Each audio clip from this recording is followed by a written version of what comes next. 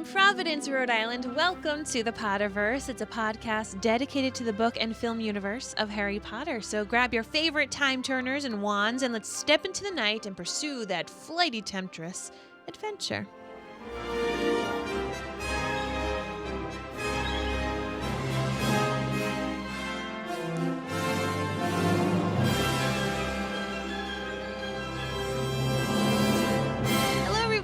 And welcome back. My name is Mary Larson. My name is Blake, and I don't think I would want to go to the Quidditch World Cup. I don't think I would want to go. Why? I feel like you would have an extraordinary time. Oh no, I would. I absolutely would. Okay. But the problem that I have is that's 100,000 people. 100,000 people. You would not do well with that. That's a lot of people, man. There's only, I think, a couple of stadiums in the world that house 100,000 people, like that being like the University of Michigan, and I think the stadium in Columbus for the Ohio State, they're close to like 96,000 or something around there, and that's about it. There might be one in like China or South Korea somewhere, maybe, but like who knows? Like 100,000 people. So I went to Live 8 in Philly, and they were saying that there were like maybe 800,000 people there. Oh, well, yeah, no, but I'm talking about like seated spectators. In Live 8, it's just a bunch of people that like standing, walking, dancing, walking, getting heat stroke. Closer than even having a seat to yourself. Yeah, no. I think that was more chaotic. Like I would rather be in a stadium with 100,000 people where like I knew that there was enough room for them, enough bathrooms, everything. Live 8 was bananas. Yeah, I don't think I would choose. No. I know I would choose to not go to Live 8 even when I was younger. I probably would still go again. Would you really? Yeah. Oh my goodness gracious. I mean, aside from that though, like I think the World Cup, the festivities of it and the life behind it, the at least the way that it was described in Bagman and Crouch and everything, that sounds like a really good time. Like that sounds as if it were let's call it a Patriots game. Hold on. Your cousin from Boston. That sounds like a Patriots game times 1,000. With the cooking and the all of the fireworks and everything, it does sound like a good time. It sounds like a wonderful time. Sounds nice and warm, unlike Patriots games in the cold where you can't even feel your body anymore. Yeah, I'm down. I'm down for the Quidditch World Cup. And not only is it fun, of course, just to be seeing the sport and to be seeing all these people from around the world with different accents. It's pretty much like the Olympics, which will have no spectators this year. None. Oh my goodness. Oh, yeah. Hold on. Yeah, here we go. So here we are, Chapter 8, The Quidditch World Cup.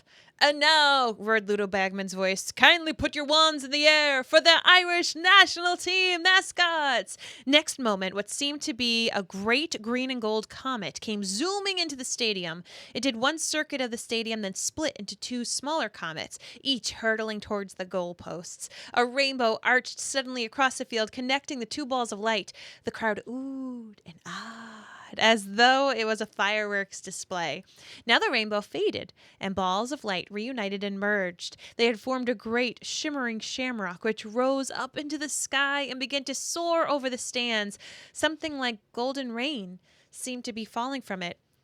"Excellent!" yelled Ron, as the shamrock soared over them and heavy gold coins rained from it, bouncing off their heads and seats. Squinting up at the shamrock, Harry realized it was actually comprised of thousands of tiny little bearded men with red vests, each carrying a miniature lamp of green or gold. "Leprechauns," said Mr. Weasley over the tumultuous applause of the crowd, many of whom were still fighting and rummaging under their chairs to retrieve the gold. "There you go," Ron yelled happily, stuffing a fistful of gold coins into Harry's hand. For the omniocular. No, for the omniocular. Blah, blah, blah. Omnioculars. There you go. I got you. Now you've got to buy me a Christmas present. Ha!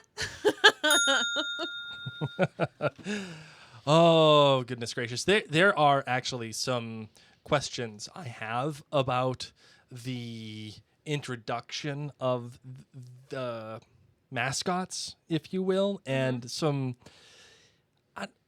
Well, I don't know. I'm not sure if I want to get into it now, but they make me feel kind of icky. Ooh, yes. Yeah, you know what I'm saying? Like I don't. Well, you know what? We'll save it. We'll Okay. save it. Yes, we will. Yeah, we'll save it. Okay. You ready to get into the show? Well, before we do, we Oh, want yes. to take a brief moment to thank our friends at jointhenerdclan.com who make all of this possible. Blake and I have been telling people and telling our Nerd Clan friends, that this month has been particularly hard on us recently, and we want to let you know from the bottom of our hearts that those of you who do contribute for as little as $2 a month to jointhenerdclan.com, you are supporting this mom and pop podcast. So if we bring you joy, if you enjoy the Potterverse or any and all of the other podcasts or blogs that we do, please, please, please consider contributing, as this is how we are able to sustain our family and sustain our business. So we greatly appreciate those of you who are already members. And with that, we will get into the show. I solemnly swear that I'm up to no good.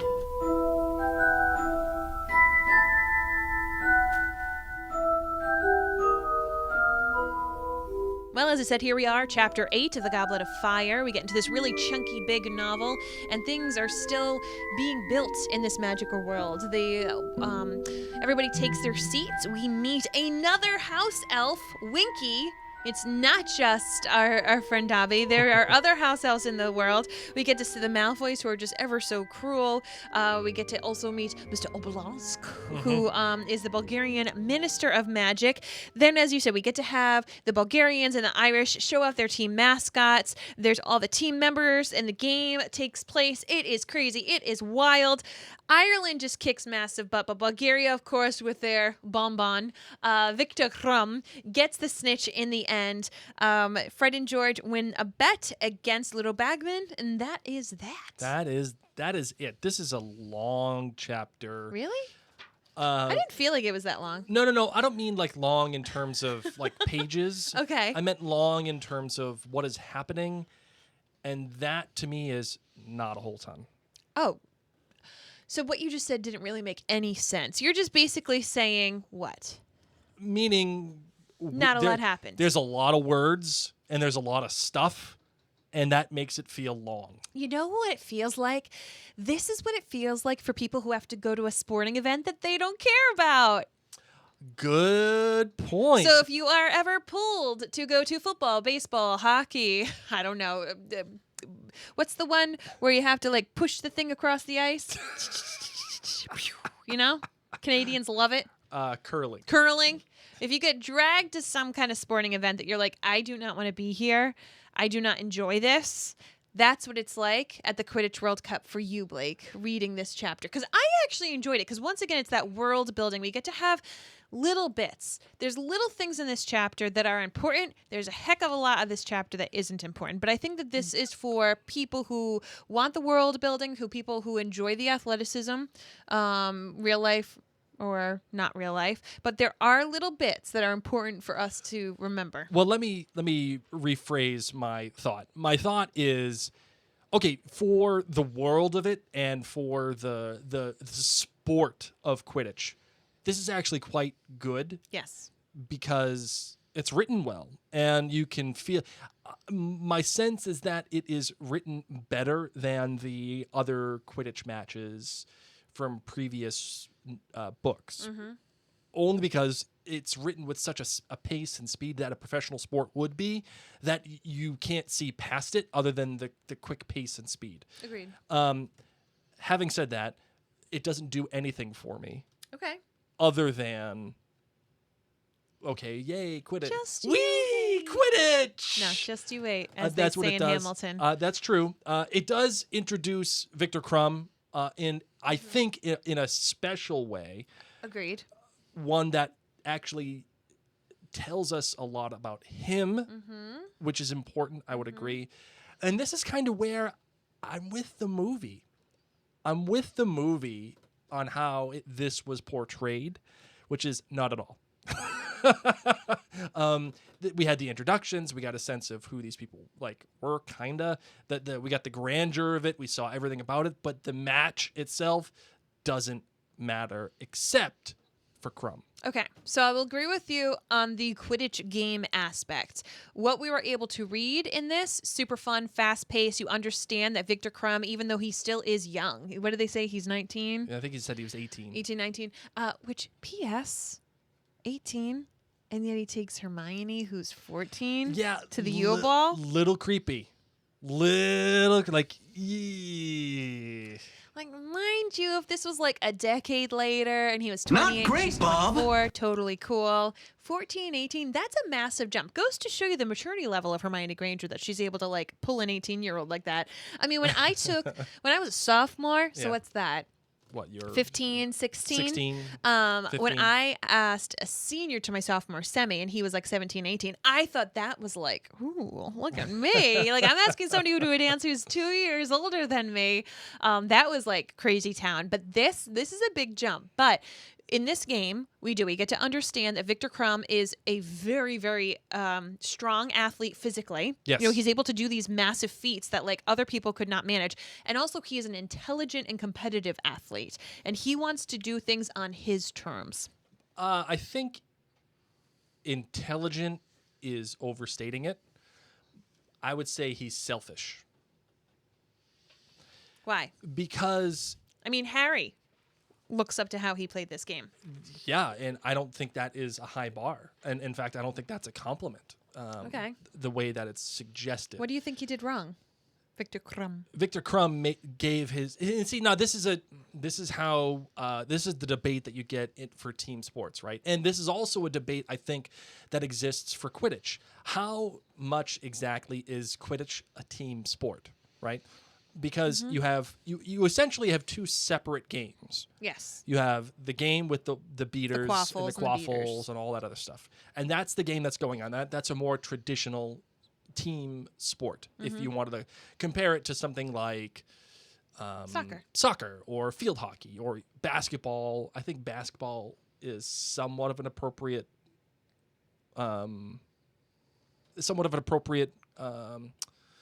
Offense, response. defense. Yeah, offense, defense, Score hoops, some balls, kind of a point. Yeah. You score a point. If you wanted to even say football too, fine, great. But then we have the total opposite of a sport, which is one-on-one, more like a tennis match-ish. That's the only thing I can really think of. Kind of with say it's like the football with seekers. like the kickers, like the field goal kickers. Like you're Yeah. not really doing too awfully much. That's true. You know, you got this kind of by yourself. You can really like make a big difference with the points. Yes. Or you could not. But the difference is it's not like the kickers can just come out whenever they want and be like, never mind, I'm going to take a chance. Yeah. I'm just going to kick it here. You know, I mean, they can sometimes. They can say like, all right, we're going to go for a kick here. Yeah, 'cause but it's that's worth a it to coach's us. decision But to exactly. put them out there. Whereas with Victor Crumb and the other Seekers, yeah, they're playing their own game. And, you know, the point that Harry makes in this chapter is that Victor wanted to end it on his terms. You know, he got the snitch, and Ireland had already had, 160 points or something. So Ireland won, technically, because of the amount of goals that were scored with the quaffle through the keeper coops. Victor Crumb catches the snitch because he realizes his team's completely blown away. So either he's going to lose with his team losing at a smaller margin, but he caught the snitch in this valiant effort. You know, he gets to still have some of the notoriety and they can be proud of him, or they're going to get crushed and they're going to be like 0 to 350 or whatever it's going to be, you know, by the time that the Irish catch the snitch. So he wanted to end it. Let's stop the pain. My team is not, I mean, we all know, those of us who've played sports, you know when your team is having a bad day. You know and when it's you're just overwhelmed. not gonna work. Yes. And if you're playing by a sport that is timed, you are just let's hurry this up. Let's just try not to get beat. But then there's sports like baseball. Yeah, that are untimed. And you just go. And the runs just keep coming from the other team. And you're like, this inning is never going to end. Like, we just can't get strikes. We just can't catch the ball. And you know how painful that is. And Victor Crumb saw that. And he said, there is no time limit. There have been games that have lasted forever. I mean, didn't our local team, the Paw Sox, rest in peace, Paw Sox. Yeah, I know. Didn't they have the longest game in baseball history? 33 innings. How long was that? It took place over the course of like a day and a half Oh, or like something. 2 weeks. Or like 2 days. Yeah. It was insane. Yeah, 33 it just innings. didn't end. And that's what I think the Victor Crumb was like. He's like, this is either going to just continue because my team is never going to be able to get enough points. Right. Or I need to end this. So the opposing argument, I think, would be, all right, I know that if I catch this snitch, it's going to be 150 points. Mm-hmm. What can I do to give my teammates a chance to get You already an gave him a extra? chance. You know that they had a timeout. And he was like, guys, do I need to be the beaters? Do I need to be the chasers? Yeah, I don't know. I still, again, this is the debate. The debate I is think his how team much, backed him up with this choice. maybe, but how much of this choice was self-serving? How much of it was, I don't care, I'm going to end this game no matter what, and I'm going to do it in my own terms, like, so I get the moral victory out I of don't this. see Victor Crumb that way. I saw it as this was the plan, and this was the least painful option for my team. So when I read, we actually listened to this chapter, as a matter of fact. I read it too. When we listened to it, the way that I took it was, Crumb is a selfish player. Okay. And he did it for his own benefit. Like, I want to win, and I'm gonna do something so that I win, even though my team doesn't. And if Victor Crumb is in fact the best Seeker in the entire planet, which fine, I'm Yeah. willing to accept. You know that his ability, since this is a one-on-one thing, Mm-hmm. Seeker versus Seeker, you know he probably has the ability to play some sort of defense to prevent the Irish Seeker from getting the snitch. And if that's the case, why can't Bulgaria get one more score? Right? That's what he did. I think he has been waiting. I mean, well, he did that little fake. I mean, granted, he probably could have just caught the snitch right away and won the game had he seen it early on. I don't see Victor as doing this completely selfishly. Yep. I don't. And the fact of the matter is this: I would have made the same choice. I'll tell you that. we're actually able to have this conversation, right? If this event doesn't happen, if it's just the Quidditch match for the sake of wee Quidditch, then we're not having a debate about Victor's character, right? That we're not having a debate on what his intent is. And you saw it one way, I see it another way. That's fine. What I'm hoping is that this decision that Victor makes in the book, because I don't know if it does this in the movie because there's just no place for it. What I'm hoping is that this decision foreshadows another decision that informs Victor's decision process or Harry's decision-making process. I will take that argument and say, yes, this does foreshadow something that Harry chooses. Okay, good. So I think Harry chooses death on his own terms and in his own time. But no, I mean for this book. Mic drop. You know what? I'll give it to you. A winner! Yes, he does do that on his own terms. I'm talking about this book. This book alone. Okay, well, we'll get back to that. Okay, yeah, no, we'll put it. I hate this phrase. You know it. Then stop saying it. We'll put a pin in it. Make another phrase. We're gonna have to make another phrase because, anyways, and I think this is a great conversation. Okay. Some other things that come up for me are the mascots. Mm-hmm. It makes me feel a little icky. Okay. And I would love, since you are a fan of this book and you are the Harry Potter expert, my darling, the one that I think knows this story better than most people on this planet. No. Yes. I mean, yes. there that's okay. are several of our breed. Yeah, you can smell each other. It's fine. No, I would like to know your thoughts on the mascots, how they are portrayed, how they're utilized, and what it says for our characters. I don't think the mascots really say much for the characters, just because it's not like we hang out with the Irish team going forward. There are going to be repercussions because of all of these mascots in the future of this book, which is really cool. So it's like kind of like cheap as it feels to get these, jokey little mascots. We've got the leprechauns, which are technically a beast in the Potterverse. Okay. They are listed as, one of the fantastic beasts, kind of along the lines of like mer people. Maybe not. I don't even think they're like mer people, because mer people and centaurs have more like rights and stuff, and they're seen. I think they are just seen more as beasts, Okay. kind of along like gnomes and things like Well, that that. would make sense. Yeah. Yeah. Just magical creatures. Yeah, they're just magical creatures, just like the Vila. Do you know that leprechaun actually, from its original like Gaelic, just means very small person? Oh, interesting. Interesting. So they do have something that I'm just going to be spoilerific about right now, because those of us who've read the Potter, It's a spoiler. It's a spoiler podcast. Well, I know, but the tough thing is, Blake, It's that I have not read this book. I know. This is the only book that is going to be difficult for us because of you. Yes, because of me. I'll take the blame. Yes.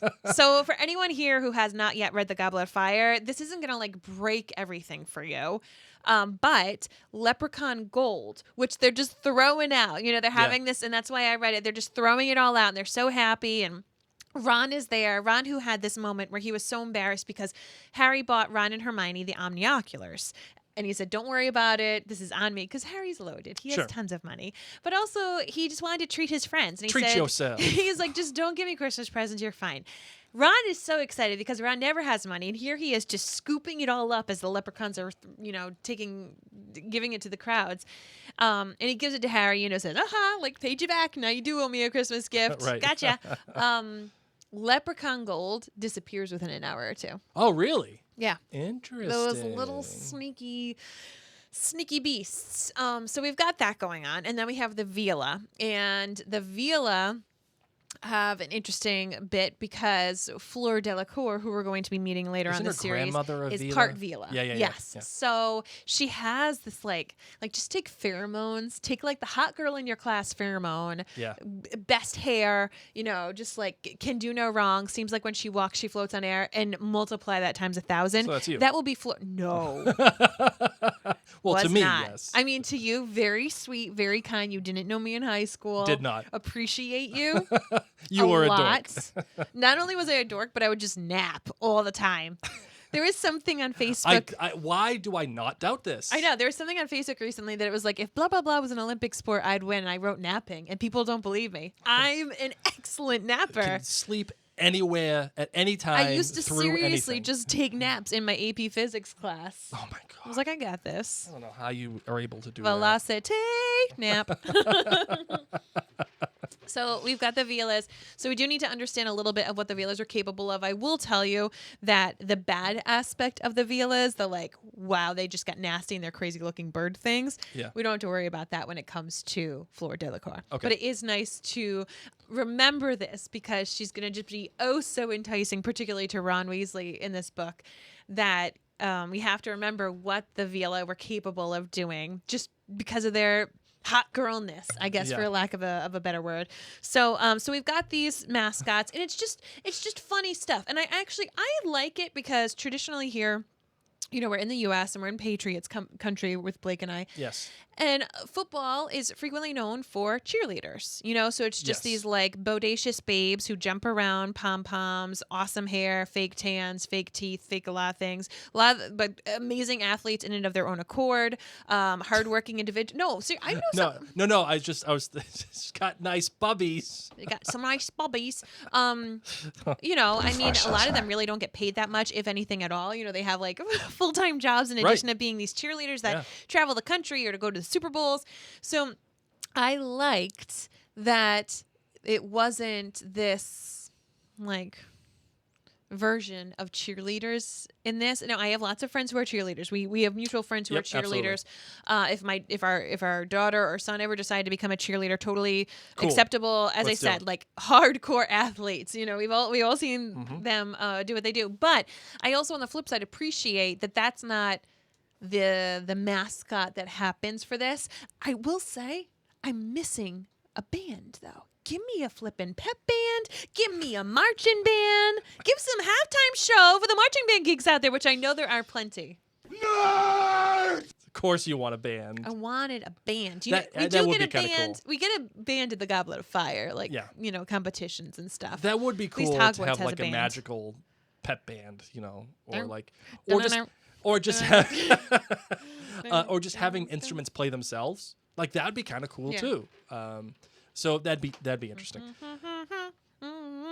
I Yeah, showed you I know. that TikTok. Yeah. That's my boy. That's my son. Get away. Sorry. Okay, so right, let's go back to the very beginning because it is a very good place to start. Okay? Yes. We're sitting down. We meet a house elf. Winky. Yeah, I'm kind of out on Winky. Okay. I'm out. This is going to be very difficult for me. My friends who have read this series, you appreciate, you just know. I'm going to put a pin in Winky for Blake's sake. I will say, those of you who've been reading the series, Blake has read 5 and on, okay? This will not Well, 1 be and 2 an now, ongoing thing. and 3. 1, 2, 3, 5, 6, 7. You're done. Yeah. This is the only one that's going to be tough. Let's hold on to Winky, okay? Winky's here. Well, tell me about Winky, Blake, since you're out on Winky. Just give me the facts, okay? You need to love all right, on Winky. facts. All right, facts. Give Here we Winky go. a break. I'll tell you that. Give her a break. Facts. Winky is the house elf for the Bulgarian prime minister. Very wrong.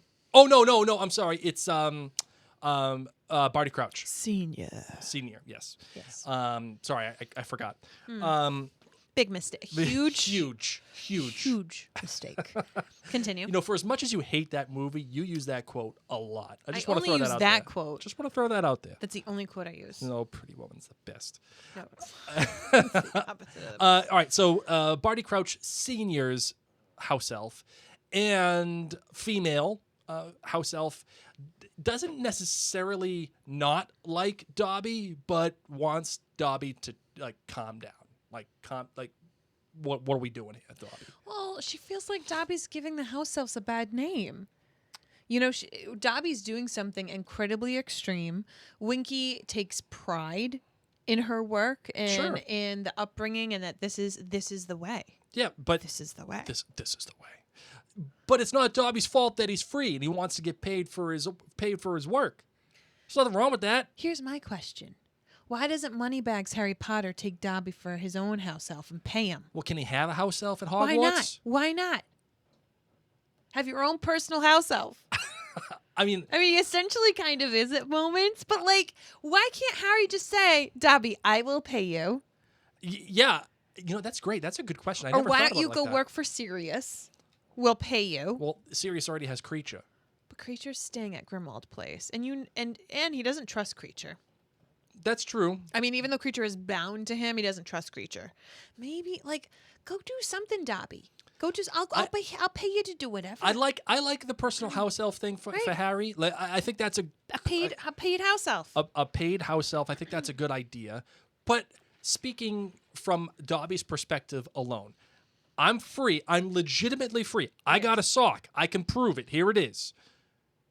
Dobby's going to be fine. So I don't want worry. to. I know. I'm just saying. I want to get paid for my work. Nothing wrong with that. Okay, yeah. Dobby will be fine. So now you're having a great debate again on this chapter about what is tradition and versus Tradition. versus You don't get what, that one. No, I don't. Versus what is progressive, right? Yes. And I think there's an argument to be made for both, Mm-hmm. and which is an interesting. It does put Winky in an interesting Yeah. position because she does have to uphold her tradition of her life and her role and a role that she has accepted. I think of again Downton Abbey, right? So Downton Abbey, the people that were the quote unquote servants, right? The downstairs people, like Mr. Mosley, took pride in Yes. his job. Is Winky a Mosley? Yeah, but Mosley got paid. Mosley got Dobby's paid. a Mosley. Dobby is a Mosley. I'm There going to we take, go. but Winky could be too, just not paid. So the argument for Winky's side would be, okay, yes, this is my job. I take pride in it. This is the thing that I want to do, even though I'm sitting here up in the heights, right? And I hate heights. I'm sitting in this chair because that's my job. I just need you to like have a special place in your heart for Winky. Okay? She's a troubled soul. She pisses me off. So- Sorry, don't say she that. no. She angers me a little bit because she's down in Dobby. She's down in Dobby. And I'm out on that. Okay, everyone has their own baggage, and I'm just gonna leave it at that. Leave Winky alone, okay? Okay, fair enough. Leave Winky alone. You know who doesn't want to leave Winky alone? Who's Is that? Ron. Ron and Hermione have never seen a house elf before. This is their first time spotting, and of course, it's because Harry thinks it's Dobby at first. Right. Dobby is the only house elf that Harry's even seen, so he yells, "Oh, Dobby!" and it's actually Winky. Ron, who, granted, he's been a wizard his entire life, but he's been a poor wizard, so they've never been able to necessarily have a house elf. Yeah, but why would that make a difference? You have to be given it through your family. Okay. Like Winky's family has always worked for Yeah, the Crouches. but how does one obtain a house elf if you're not even if you're not, because they don't get paid, doesn't matter. I think it's given by your family, but I think it also is passed. It's something that families who are pure blood and think that wizards are above all kind of stick to. No, that makes sense. I get it. I get it. That would make sense for the Weasleys in that they may not want to employ a house elf, thinking that perhaps it is a little degrading. I don't even know how they would get one. Yeah, and, that's my question. But that's what I'm saying. Harry should have been like, Dobby, go hang out at the Weasleys. I'll pay you for it. Yeah, right. And just Molly do the needs stuff. a little help. Yeah. See, that is what we call a Beautiful plot hole. canon. Oh no! I'm a beautiful canon that I just made up in my head. It is a beautiful canon that you just made up. Yeah. I would agree. So we've got Winky, we've got Barty Crouch, we've got the Malfoys who put into perspective how expensive the seats are that all of these Weasleys, Harry and Hermione, are now taking up. That the seats would have cost more than the Weasley's house is worth. Yes, and probably far more than what the Weasley's house is worth, and they're able to do it by giving a gift to St. Mungo's.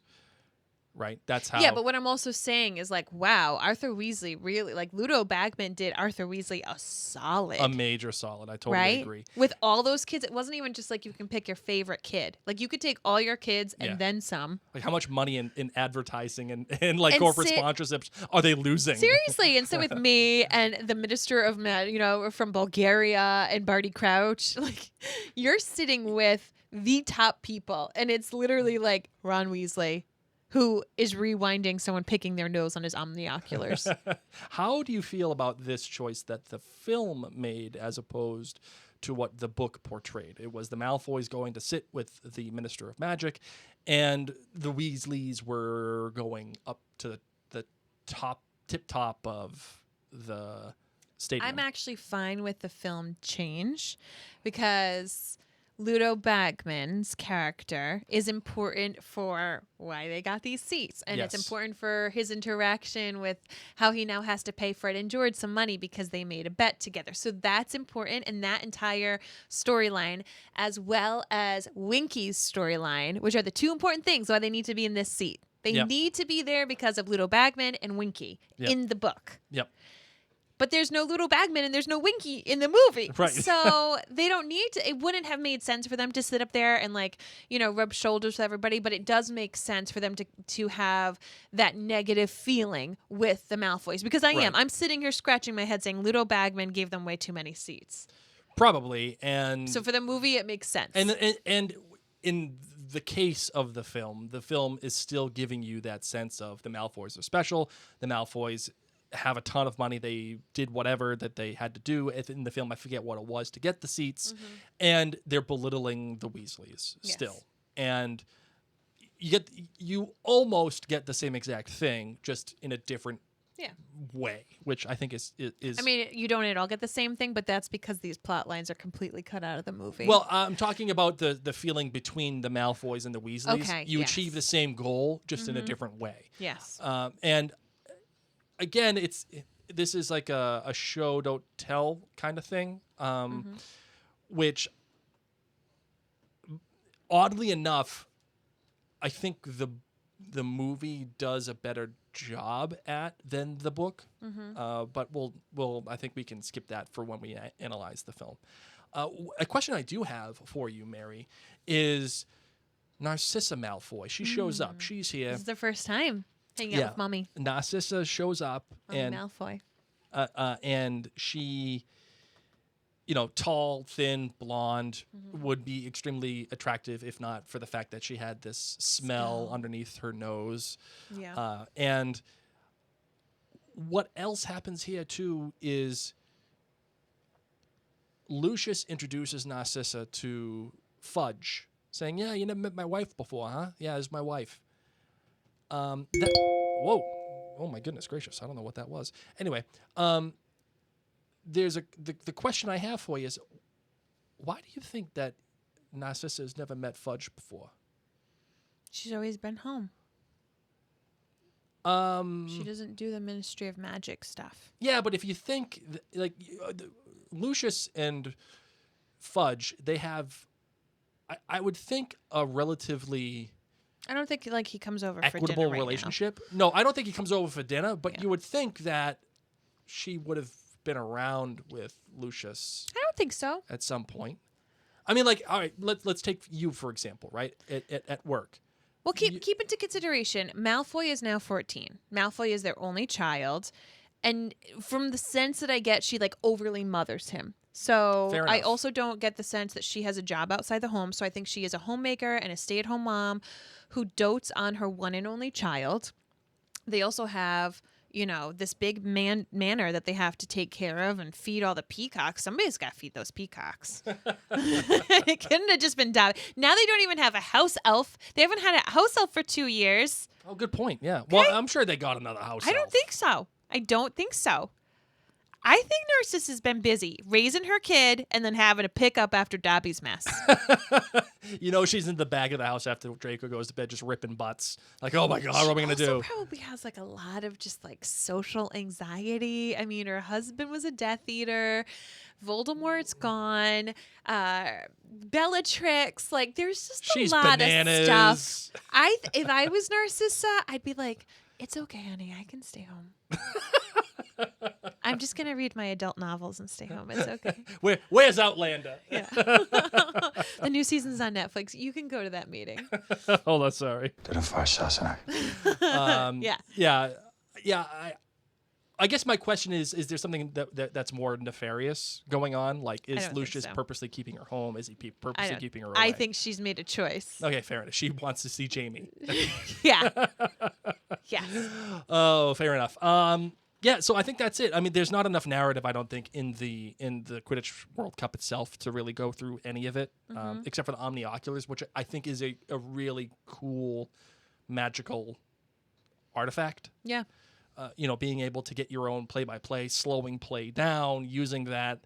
That is also something I think I hope and wish that comes back in the book for Harry's benefit. That would be an interesting thing too. But we'll see. And then obviously, of course, the twins having the... You know who I totally love? Who? The Bulgarian minister. Oh, yes! Well, it was very funny. Oh, yes. The Bulgarian minister is great. Oh, yes. Well, you can speak English this whole time? Well, yeah. Very funny. It was. You may need to It do your was. different perspective. Yeah. Yeah, absolutely. All right. You got anything else that you want to say about this, my darling, about this chapter? No. Okay. You ready to do your different perspective? I was going to do the Bulgarian minister. I was going to. Okay. But now that I've heard your accent for the Bulgarian minister, I absolutely need you to do it. Oh, no. Okay. Okay. All right, let's go. Okay, let's do it. Oh, before we get into the different perspective, wanted to remind you that this different perspective is in fact brought to you by Minute with Mary. Minute with Mary is one-stop shop for all things beauty and skincare. If you have not yet gone onto Facebook and searched the hashtag Minute with Mary, it's a minute with me. Hey, what's going on? I actually have a closed Facebook group where I share loads of tips and tricks. You don't have to purchase anything, but if you do want to make a purchase, if you need a new mascara, for example, a new waterproof mascara, maybe you're going to the beach or swimming in the pool, we've got it for you at minutewithmary.com/discount. I'm hooking you up with 15% off my favorite waterproof mascara. All right, let's do it. Holy cricket! You're Harry Potter! I'm Hermione Granger. And you are? Well, I am the Bulgarian minister. Joke's on you. So, well, It was big and hot. And I went to this event and it was amazing. And I met this house elf called Vinky. And Vinky, Vinky was amazing. Vinky was this little vend who had to sit all day, very sad, Vinky. Oh, it was so fun. So fun. So I know we're not gonna win. Okay, I know we're not gonna win. We're not good. We're not good. The only one who's wicked good is Crumb. Okay, so I know my team not gonna win. They're gonna lose. It's fine. I just watched Vinky the whole time. Vinky, oh man, she hates heights. And then I had so much butterbeer and fire whiskey. Excuse me. Oh, fire whiskey, so good, so good. So the fire whiskey.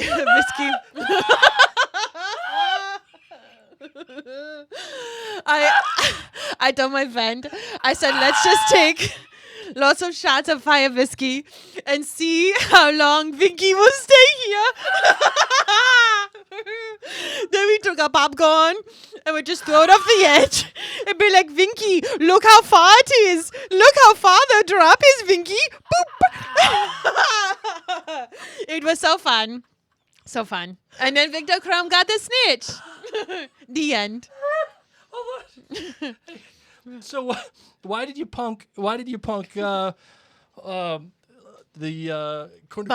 Fudge? Oh, Fudge. Why'd you punk him the whole time? Oh, it's big and fun.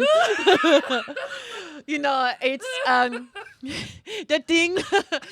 Everyone from England, they think nobody knows my language. We all know your language. We all know it. Leave me alone. Let me just play with Vinky. If I had to pretend to understand him the whole time, it vada vada vada. You know, like just talking. I just want to watch the villa. Eat my popcorn, pick on Vinky. Okay? That's it. So I'm here for. I don't even know what accent I just made up. But the end. End scene. I just try to have as many V's as possible. Oh my! I think every word started with V somehow, some way. Yes. You're welcome, Blake. Oh my God. That might be I don't the know. hardest I've laughed. In a very In a very long time. Holy smokes, Mary. That is a Mary and Blake media moment in history right there. That's a Hall of Fame moment. Oh, that is that. Oh. It was wonderful. Oh my goodness! All right, we got some questions here. Some we do? emails. Oh yeah, we got some Okay. emails. So we'll run through them real quick. Okay. Very then. Mail's here. Now here's a question: do you want to answer the questions? Maybe. We'll see.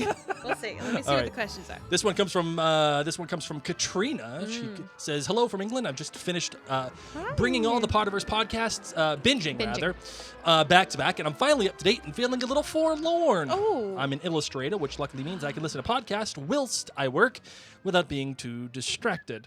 I've been drawing and painting while chuckling away a refreshing take on the stories, and I read all the Harry Potter books growing up, and now have a 6 and 4-year-old girlfriend. Yay. Hashtag know your pain on that one. It's And not pain. It's It's not beautiful pain. years. You know what I'm saying? It's just we understand you. We've Got been you. there. We've got you. We got you, girl. So we're reading the stories again to them. Love it. Which has been even more magical than the first time around. And I would totally agree with you, Katrina.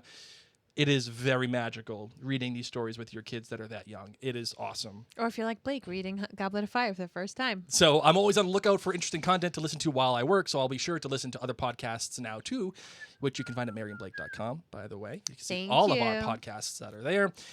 Thank you for keeping me entertained and engaged, as well as reigniting the Potter passion for me and my family. Potter Passion, dig it. Ooh, Thank you so Potter- much for writing in. Potter passion. That might be our new shirt. I dig like it. that. I dig it. This one comes from Connor. He says, I just started listening to your podcast, and I really love Harry Potter. I've read all the Harry Potter books and watched the movies, but The Cursed Child only because I can't find that one. That's a printed book, and that's hard to read. I won't read it if it's a script. Blake, whenever you talk here, all I see is the Ted movies. whenever I speak. The teddy bear Ted? Ted. You know, the one with Okay. Mark Wahlberg. Well, Okay, yeah. you know what, Connor? Your cousin from Boston. You're welcome. I'm a Hufflepuff and have a baby brother who Yay. is a Slytherin and is a pain in my butt.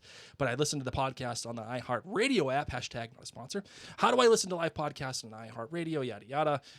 My favorite quote from it is from it is, even in the darkest of times, happiness can be found as long as one remembers to turn on the light. Right. Yes, I love agree. that quote as well. Well, Connor, if you want to listen to the live podcasts, you can. We're not doing them at the moment, just because of something. We do them as premieres, We though, do them as so premieres. we join in the fun. You can watch them on Facebook. You can watch them when they're live. You can watch them on pretty much anything: Twitter, Facebook, Instagram, YouTube.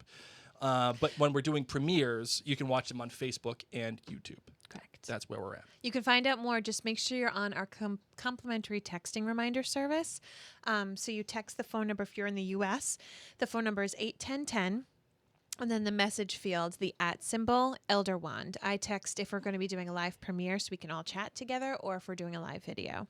All right, this one comes from Esther. She says, I love the stark contrast between Lucius Malfoy and Arthur Weasley.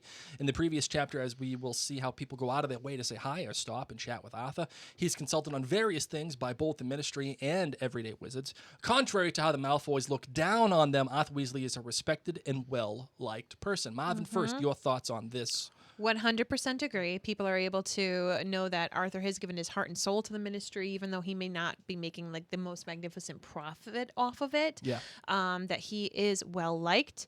His opinion is well sought after. I agree, and I think that those who need to rub shoulders with the Malfoys do, but for the most part, you know, they're just so snobby that probably people don't even want to associate with them. And I think there's also a little bit of commentary here, too, from the author in that the people with the money are the snobby. Like, let's talk about Tom Riddle, right? Snobby. That family was not very well liked. Nobody really cared. The Malfoys, not very well liked, have a lot of money, snobbish, that whole type thing. Whereas the Weasleys, they are not rich, but they work hard, and they work hard for the money that they do have.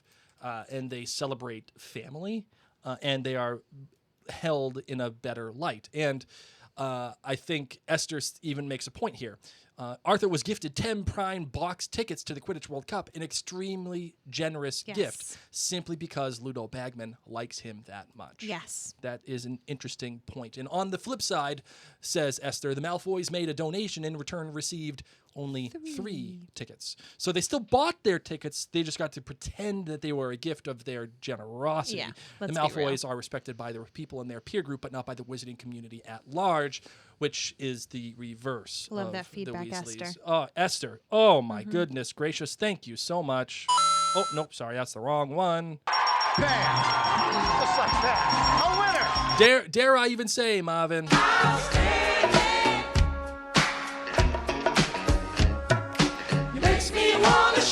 Yes, it is. That was outstanding. This is why I love having listener feedback for this podcast, because everybody sees something different.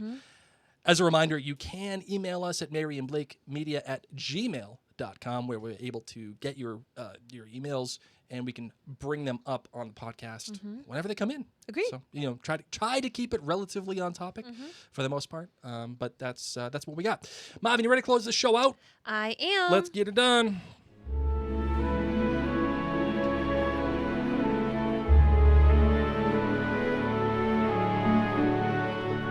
We want to thank you all so incredibly much for taking the time to listen to our podcast. Also, for those of you who have taken a moment to write in a review at Apple Podcasts, we want to thank today SJRZD Bug says, you guys are amazing. I love your show so much. You make me laugh and sometimes laugh cry. That's because of you, Mary. Oh, you're welcome. I discovered you a few weeks ago, and I'm starting to check out those Marvel Diaries. Blake with his Loki. Can't wait to see more of you. Have helped be Lumos in the time of Nox. So thank you so very much.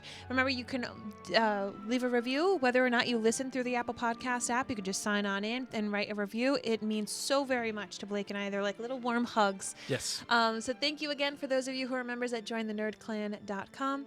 My name is Mary. My name is Blake. Mischief managed.